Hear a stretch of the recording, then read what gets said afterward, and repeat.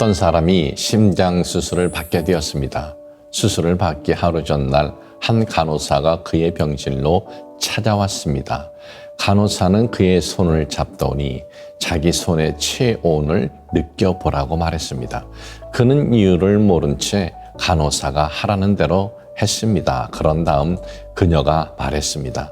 내일 수술하는 동안 당신은 심장과 분리된 상태로 있게 될 것입니다. 당신은 오직 기계들에 의해서만 살아있게 될 것입니다. 심장이 다시 제자리에 놓이고 수술이 끝나면 당신은 회복실로 옮겨가 의식을 회복하게 될 것입니다. 하지만 그렇게 되기까지 당신은 적어도 6시간 동안은 움직일 수가 없을 것입니다.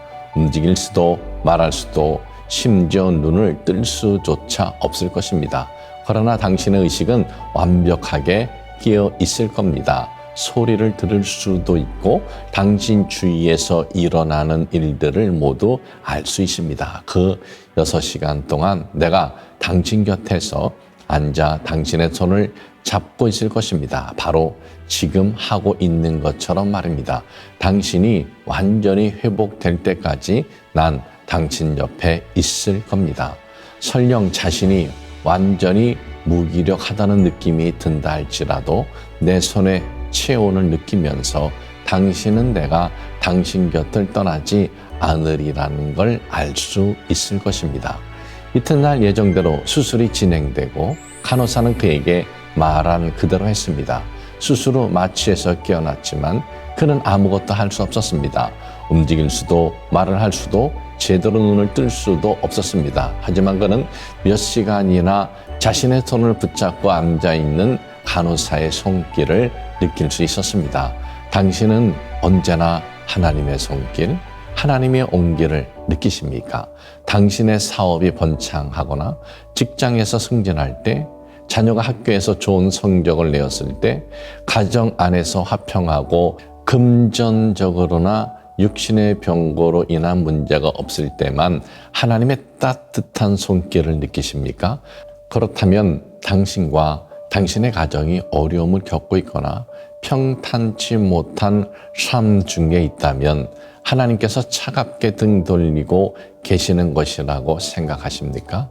하나님은 분명 물질적으로나 육체적인 건강, 그 밖의 세상에서의 행복의 기준이 될 수 있는 것들로도 우리에게 축복해 주시지만 때로는 영적인 축복을 더해 주시기 위해 잠시 우리가 세상 안에서 살아가는데 불편하도록 놓아 두시기도 하십니다. 우리의 영혼이 악한 길로 가고 있거나 우리의 믿음이 자라지 못하고 있거나 우리가 하나님을 찾지 않고 있을 때 하나님을 바라보고 그분께 돌아오게 하려고 우리에게 잠시 징계를 주실 때도 있습니다. 또한 우리로선 도저히 알 수 없는, 어쩌면 우리 세대 안에선 끝내 알 수 없는 이유로 하나님의 합하여 선하심을 이루시기 위해 고통과 절망의 시간을 주시기도 하십니다. 하나님은 당신에게 축복과 사랑도 주시나 경고와 심판도 주실 수 있습니다. 그러나 하나님이 주시는 그 모든 것들은 공통점을 갖고 있습니다. 하나님이 주시는 그 모든 것의 바탕엔 당신을 향한 사랑이 있다는 것입니다. 그 순간 그 상황에서 그리고 그 이후 영원에 이르기까지 가장 당신에게 유익한 것을 주신다는 것입니다. 사랑하는 여러분, 앞을 보지 못했던 어느 성도의 시 한 편이 오늘 밤 하나님과 대화할 당신에게 도움이 되기를 바랍니다. 주님께 무릎 꿇고 기도함으로 하루를 주님과 함께 시작하네 우리의 마음을 하나님께 향하게 하고 하나님이 베푸시는 사랑을 나누어 주시기를 구하세. 성경을 펴고 읽으니 이런 말씀을 주시네. 비록 눈으로 볼 수 없어도 주님과 함께 하루를 지내세. 집이나 외지나 어느 곳에 있든지 그분은 항상 그대 곁에 있다오. 너의 영혼을 천성을 향하게 하고 마음으로 주님과 대화하세.